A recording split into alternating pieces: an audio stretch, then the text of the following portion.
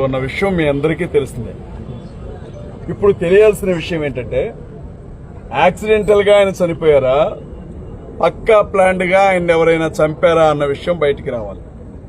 Accidental గా చనిపోయారు అని అంటే ప్రగాఢ సానుభూతిని తెలియచేసి వదిలేయొచ్చు, అది పెద్ద విషయం కాదు. దేవుని సన్నిధిలోనికి వెళ్లిపోయారు, దేవుని పిలుపును అందుకున్నారు అని ధైర్యంగా చెప్పొచ్చు. ఎందుకంటే ఆయన పిలిచినప్పుడు ఎవడైనా వెళ్లిపోవాల్సిందే. కుట్రపూరితంగా ఆయన్ని చంపారు అంటే మాత్రమే దీని వెనక చాలా రాజకీయం నడిచింది అనేది మనం అర్థం చేసుకోవాల్సి ఉంటుంది. ఎందుకంటే తెలుగు రాష్ట్రాల్లో మనిషిని బట్టి కాదు, అతని మతాన్ని బట్టి గౌరవించే పరిస్థితుల మధ్యన మనం బతుకుతా ఉన్నాం. మీకు ఒక ఇన్సిడెంట్ నేను చెప్తాను. ఎప్పటికి సుమారు ఒక నెల రోజుల క్రితం తెలంగాణ రాష్ట్రంలో చెలకూరి బాలాజీ టెంపుల్లో రంగరాజన్ గారి మీద దాడి జరిగింది. మీ అందరికీ జ్ఞాపకం ఉండుంటుంది. రంగరాజన్ గారి మీద దాడి జరిగినప్పుడు దాడి చేసినటువంటి వ్యక్తి వీర రాఘవరెడ్డి అయినా ముఖ్యమంత్రి రేవంత్ రెడ్డి గారితో సహా రంగరాజన్ గారికి ఫోన్ చేశారు. కష్టం ఏదైనా వస్తే నేనున్నాను, ఎవరు భయపడొద్దు, డైరెక్ట్ గా మా ఎమ్మెల్యే నీ దగ్గరకు వస్తాడు అని రంగరాజన్ తో మాట్లాడారు. మా ప్రతిపక్ష పార్టీ అధ్యక్షుడు కేటీఆర్ గారు ఆయన దగ్గరికి వెళ్లి మాట్లాడొచ్చారు. చివరికి అన్ని పార్టీల వాళ్ళు మీడియా సంస్థలతో సహా వెళ్లారు. అయితే గుర్తుపెట్టుకోవాలి,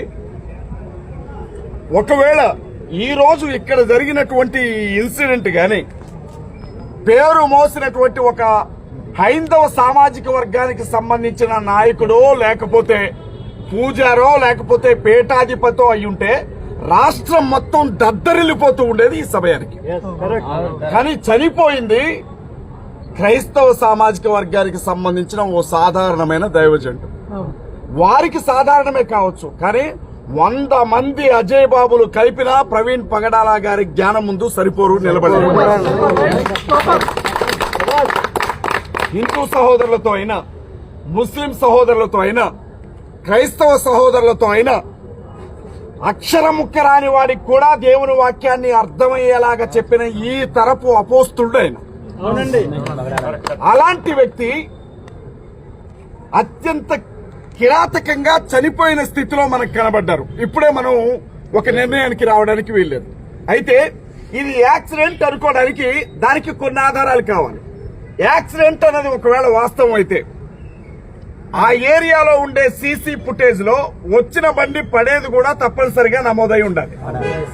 ఒకటి. రెండోది, నిద్రమత్తులో ఈయన పడిపోయాడు అన్న మాట అవాస్తవం. ఏదో ఒక బండి కొట్టేసి వెళ్ళింది, లారీనో బస్సునో ట్రాక్టర్నో కొట్టెళ్ళిందంటారా? యాక్సిడెంట్ జరిగినటువంటి ఆ స్థలంలో అద్దం పెంకులు అలా పడిపోయి ఉండాలి, బండి డ్యామేజ్ అయి ఉండాలి. అట్లాంటి సంఘటన జరగల. మరి ఏ అవకాశం ఉంది అనంటే, ఒకవేళ పాస్టర్ గారే నిద్రమత్తులో పడిపోయారే అనుకుందాం కొంచెం సేపు. ఆయన తలకి లారీ ఎక్కెళ్ళినా పగిలిపోని హెల్మెట్ ఉంది. ఒకవేళ ఈ రోడ్డు మీద నుంచి పక్కనుండే కాలువలో పడ్డంత మాత్రాన పెదాలు పగలవు, వెనక తల తెగదు, మనిషి చచ్చిపోడు. అసలు ఇంపాసిబుల్. కావాలంటే ఆ హెల్మెట్ నాకు పెట్టి నన్ను పడేయండి, అక్కడ మీ అందరి ముందు నేను పడతాను. ఇప్పుడు అది అసలు అవకాశమే లేదు. ఎందుకంటే ఆయన ఒక లోయలో పడలా, ఆయన ఒక ఏమంటారు ఎత్తైన కొండ మీద నుంచి పడలా, జస్ట్ రోడ్డు పక్క నుంచి ఒక సౌటి కాలంలో పడ్డారు. ఇన్ని చూసినప్పుడు ఖచ్చితంగా దీని వెనక ఏదో కుట్ర జరిగింది అన్న ఆలోచన మనకు అర్థమవుతుంది. ఈ నెల రోజులుగా ఏం జరిగిందో మీ అందరికీ చెప్తాను. ప్రవీణ్ పగడాల గారు ఒక సామాజిక వర్గానికి సంబంధించినటువంటి ఒక వ్యక్తి గురించి మాట్లాడితే ఆయనతో క్షమాపణ చెప్పించారు కొంతమంది. మీ అందరికీ తెలుసు ఆ విషయం. దానికి సంబంధించి ఆయన క్షమాపణ చెప్పటమే కాదు, దయచేసి నన్ను ఇక వదిలిపెట్టండి అని బ్రతిమిలాడినటువంటి మెసేజ్లు కూడా నా దగ్గర ఉన్నాయి. దానితో పాటు ఆయన ఏమన్నారు అంటే, వీళ్లు నన్ను చంపేసేలాగే ఉన్నారు అని మాట్లాడారు. అయితే ఇక్కడ ఆలోచించాల్సిన విషయం ఏంటంటే, ఆ సామాజిక వర్గం వాళ్ళు ఏదైనా చేశారా అని అనుకోవడానికి ఇది పవిత్రమైన రంజాన్ మాసం. ప్రాణం పోయినా ఇంకొకరి మీద ఈ సమయంలో వాళ్ళు చేయవేరు. పవిత్ర రంజాన్ మాసం నడుస్తోంది. మరేమై ఉండాలి? ప్రవీణ్ పగడాల గారికి ఆ సామాజిక వర్గానికి మధ్య జరుగుతున్నటువంటి ఈ గొడవని ఎవరో కావాలని అదునుగా తీసుకుని ఆయన మీద దాడి చేస్తుండే అవకాశమే ఎక్కువగా ఉంది ఇప్పుడు. ఇది చాలా స్పష్టమైన విషయం. ప్రవీణ్ పగడాల లాంటి వాళ్ళు 10,000 మంది ఉంటే ప్రవీణ్ పగడాల గారి మరణం చాలా చిన్నది. కానీ ఆయన 10,000 మందిలో ఒక్కడు తప్ప 10,000 మందిలో ఒకడు కాదు.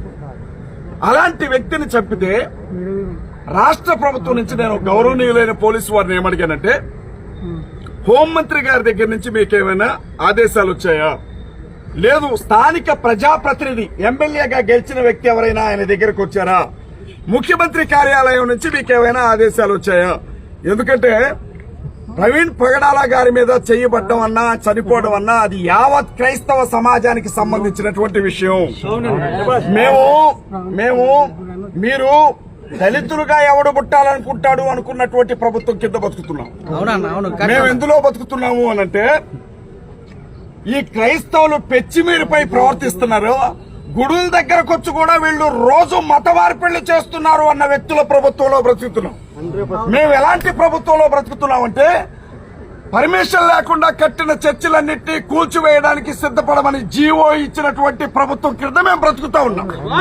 మేము ఎలాంటి ప్రభుత్వం కింద బ్రతుకుతా ఉన్నాము అంటే, ఏ స్థితిలోనైనా క్రైస్తవులకు ఏమాత్రం విలువలేని స్థితిలో మేము బ్రతుకుతా ఉన్నాం. కాబట్టి దీని వెనక ఏదైనా కుట్రుందా, మిమ్మల్ని ఎవరైనా బలవంతం చేస్తున్నారా అని నేను గౌరవనీయులైన పోలీస్ డిపార్ట్మెంట్ అడిగినప్పుడు, లేదండి మేము మా వంతుగా న్యాయబద్ధంగా చట్ట ప్రకారంగా ముందుకు ఈ విషయాన్ని తీసుకుని వెళుతాం అని అన్నారు. అయితే ఇక్కడ మనం ఒకటి గుర్తుంచుకోవాలి, ముఖ్యమంత్రి వచ్చినా కేసు రాయాల్సింది ఎస్ఐ గారు, ముఖ్యమంత్రి వచ్చిన ఇన్వెస్టిగేషన్ చేయాల్సింది ఎస్ఐ గారు.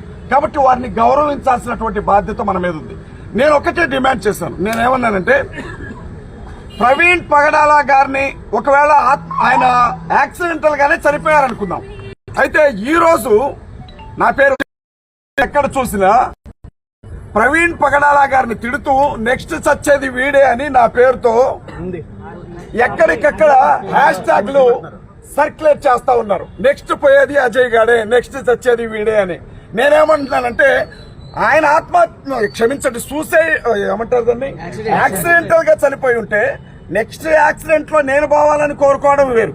కానీ ఆయన పోయాడు, నెక్స్ట్ పోయేది నువ్వే అంటే ఆయన చంపారా అని నేను అడుగుతా ఉన్నాయి.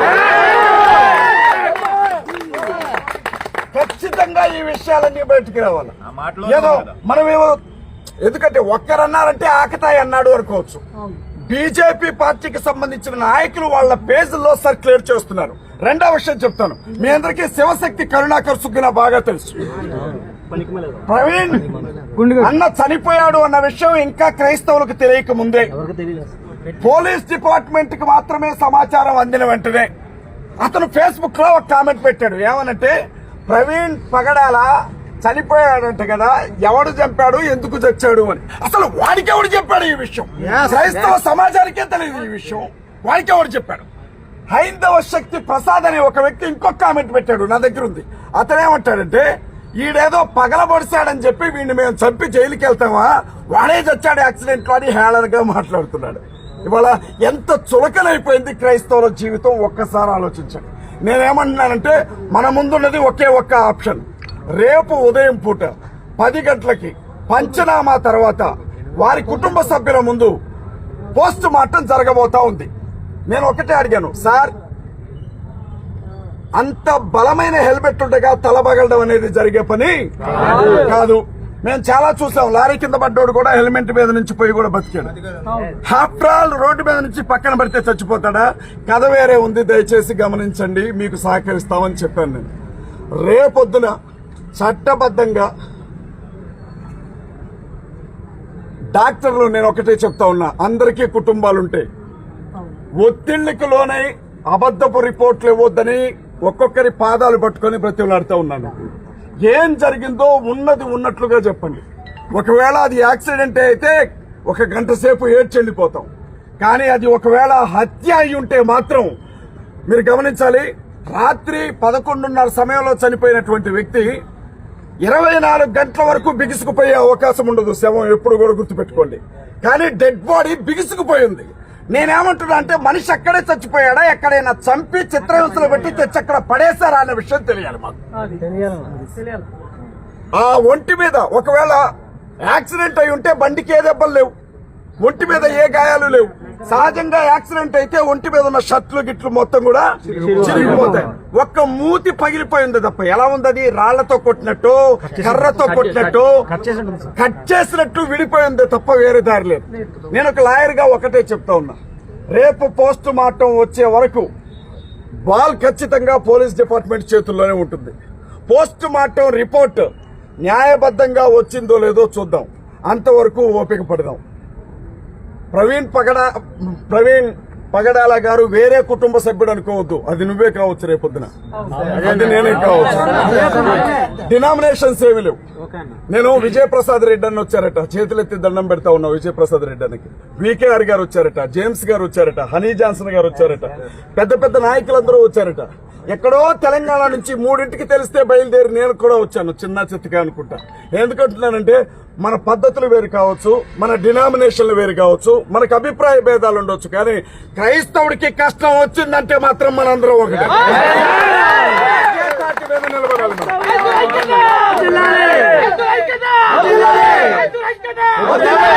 రేపు ఉదయం 10 గంటలకి పోస్ట్ మార్టం అవడానికి ముందే మనం అందరం ఇక్కడికి చేరుకుందాం.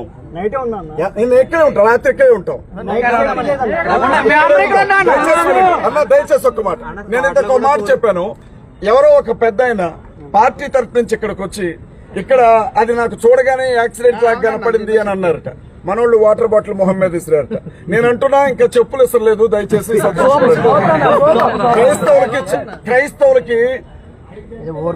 క్రైస్తవులకి గుండెలు పగిలేంత దుఃఖంలోంచి కోపం వస్తుంది. ఈ విషయాన్ని అర్థం చేసుకోవాలా. 2 రాష్ట్రాలు పేకల మీద కత్తులు పెట్టుకొని తిరుగుతున్నట్లుగా తిరుగుతున్నాం. ఏం జరుగుతుందో తెలియక మీరు పెట్టకపోయినా పర్లేదు, కొట్టకండి దయచేసి, బతకనివ్వండి. సో రేపు ఉదయం పూట ఏం జరుగుతుందో చూసి దాన్ని బట్టి కార్యాచరణ పెద్దలందరూ నిర్ణయిస్తారు. ఇది ఆంధ్ర, ఈ ప్రాంతానికి పెద్ద పెద్ద నాయకులు ఉన్నారు. మీరే నిర్ణయం తీసుకున్నా ఆ నిర్ణయానికి కట్టుబడి క్రిస్టియన్, ముస్లిం, దళిత్ డిఫెన్స్ ఫోర్స్ మీ అందరికంటే ముందు నేను వెళ్లి కూర్చుంటాను, మీకు వాగ్దానం చేస్తున్నాను. అలా ఈ రోజు వచ్చేస్తే రేపటికి 2 నాకు ఎంట్రకతో బరాబర్, అది పెద్ద విషయం ఏం కాదు. నేను చెప్తున్నాను, కొంచెం ఓపిక పట్టండి. పోస్ట్ మార్టం అయితేనే తప్ప విషయాలు బయటికి రావు. ఎన్నో అపోహలున్నాయి. పోలీసు వారు చాలా స్పష్టంగా చెప్పారు, ప్రొవోక్ చేసేలాగా ఎవడు మాట్లాడినా కేసు పెడతా ఉన్నారు. న్యాయమే కదా. అల్లర్లు జరగకుండా కాపాడుకోవాల్సిన బాధ్యత పోలీస్ డిపార్ట్మెంట్ మీదే ఉంది. న్యాయం ఏదో ఏం జరిగిందో తెలిసిన తర్వాత నేను చెప్తున్నా, మనల్ని ఆపటం ముఖ్యమంత్రి చంద్రబాబు వల్ల కాదు కదా, నరేంద్ర మోడీ వల్ల కూడా కాదు.